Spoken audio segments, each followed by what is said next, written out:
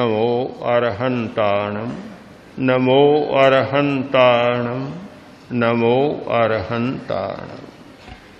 सन्यासी के पास एक भाई आया, कोई दूसरा अच्छा जानकार था, अनुभवी सन्यासी था। उसने कहा, तुमने मेरी बहुत स्वागत की, बड़ा सत्कार किया, मैं बहुत प्रसन्न हूं। लो, ये तेल देता हूं, तेल शरीर के चुपड़ लेना, तुम्हारा शरीर सिद्ध हो जाएगा, काय सिद्धि हो जाएगी। सन्यासी चला गया, शरीर के तेल चुपड़ा। बड़ा अजीब हुआ कि भक्त आते हैं, देखते ही दूर से भाग जाते, आते हैं देखते ही दूर से भाग जाते। एक दिन हुआ, 2 दिन बीते, 3 दिन बीते। उसने सोचा ये क्या हो गया। इतने दिन तो सैकड़ों भक्त मेरे पास आते बैठते, मेरा उपदेश सुनते, आज तो आते हैं और मुझे देखते ही दूर से ही भाग जाते। हो क्या गया, समझ नहीं पाया। गुरु के पास गया, बोला कि गुरुदेव ये क्या हो गया। कठिनाई आती है तो गुरु के पास जाना पड़ता है। क्या हो गया, समस्या हो गई, लोग आते हैं दूर से ही भाग जाते हैं, कोई पास ही नहीं खटकता, बात क्या है। गुरु ने कहा, तूने क्या किया। इन दिनों में कुछ किया कि मैंने तेल लगाया। गुरु ने सूंघा, सूंघकर कहा, रे ये तो सुदर्शन तेल है। सुदर्शन तेल कहां से मिला। एक कोई सन्यासी आया, देख गया। क्यों लगाया भले आदमी, मुझे क्या पता। अरे तुम नहीं जानते, यह सुदर्शन तेल है। शरीर की चुपड़ते हैं तो शरीर ही पारदर्शी हो जाता है, मन का प्रतिबिंब सारे उसमें निखर आते।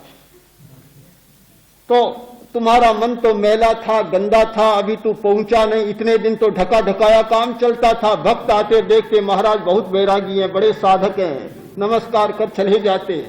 तूने सुदर्शन तेल लगाया और तेरा सारा अंतःकरण तो शरीर में प्रतिबिंबित हो गया। भक्त आता और देखता है, घबरा जाता है, ये क्या, ये तो इतना गंदा, इसे तो हम भी अच्छे हैं, भाग जाते हैं दूर से।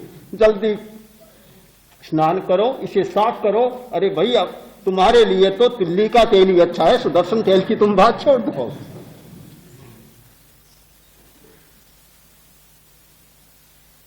यह प्रज्ञा प्रदीप सुदर्शन तेल, यहां आते हैं तो प्रकट होती है सारी बातें, सब कुछ प्रकट होता है। भीतर में क्या क्या जमा कर रखा है, कितने भंडार भर रखे हैं, वे सारे प्रकट होते हैं प्रकट। और शिकायत होती है कि यह हो गया, वह हो गया। अरे भले आदमी, अच्छा है, हाँ अच्छा है, तुम लेकर आए थे, यहां तो केवल प्रकट हुआ, यहां कुछ हुआ तो नहीं, केवल प्रकट हुआ है। जो प्रकट होता है उसे सताना मत मानो।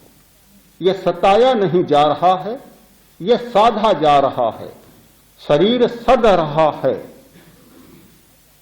मैं देखता हूं कि थोड़े दिनों में, 2, 4, 5 दिन में भी जैसे शरीर की थोड़ी सी सिद्धि होती है और लोग बड़ा विचित्र अनुभव करने लग जाते।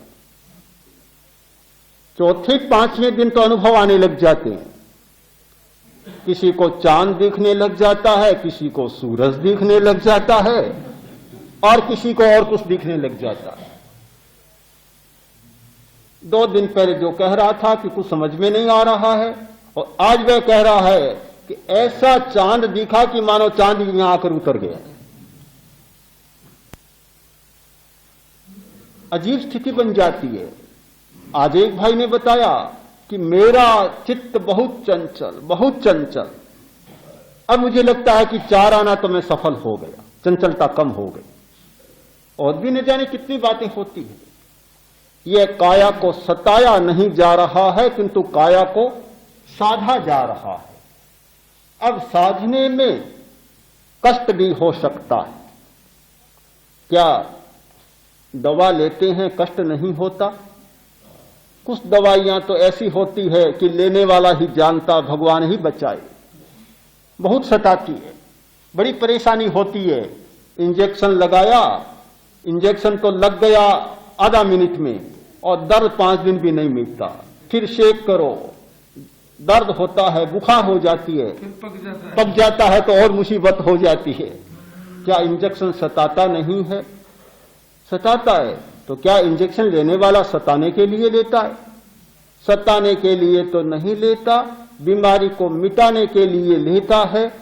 किंतु चिकित्सा में भी कष्ट होता है। ये ऑपरेशन कराने वाले क्या कष्ट नहीं पाते? एनेस्थेसिया का प्रयोग क्यों होता है? ये जितने मूर्छा लाने वाली दवाइयां हैं, ऑपरेशन के समय उनका प्रयोग क्यों होता है? इसलिए होता है कि ऑपरेशन में इतना कष्ट होता है कि आदमी सहन नहीं कर पाता। तो क्या ये डॉक्टर ऑपरेशन किसी को सताने के लिए करते हैं? बिल्कुल नहीं, बिल्कुल नहीं। किंतु बीमारी को मिटाने के लिए करते हैं। किंतु बीमारी को मिटाने की बात होती है, वहां कष्ट की बात भी प्रसंगवश आ जाती हो सकती है।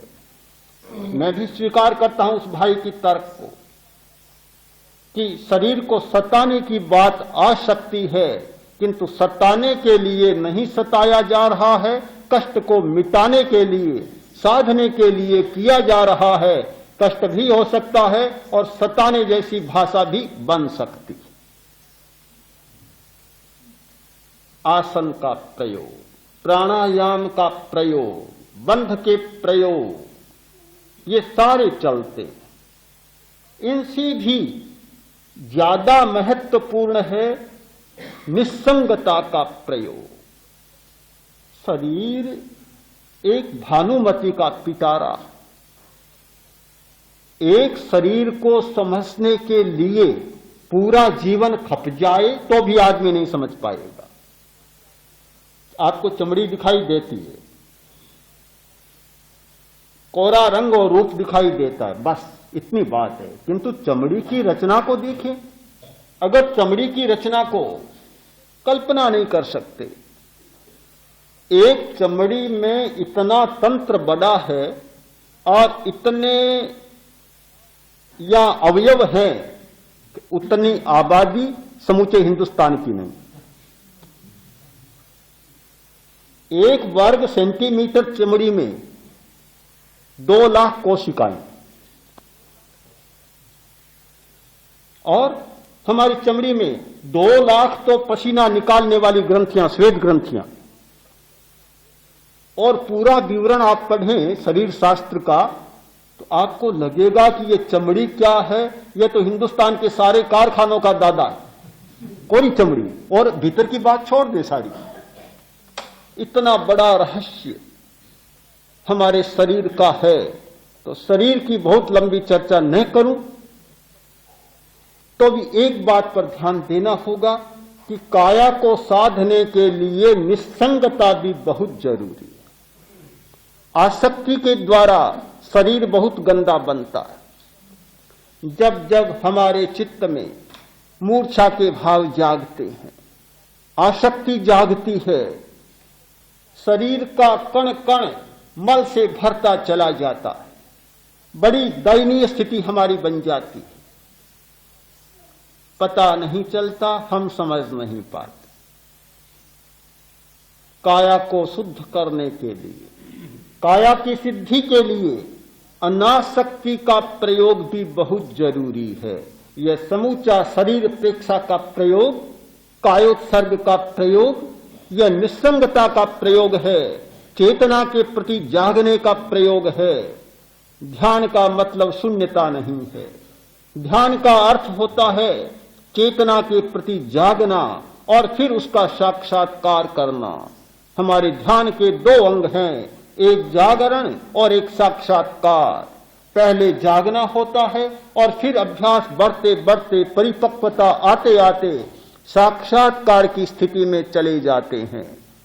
रंग का साक्षात्कार, अक्षर का साक्षात्कार, फिर अपने शरीर का साक्षात्कार, शरीर के अवयवों का साक्षात्कार, और होते होते एक दिन आता है कि जब चेतना का साक्षात्कार।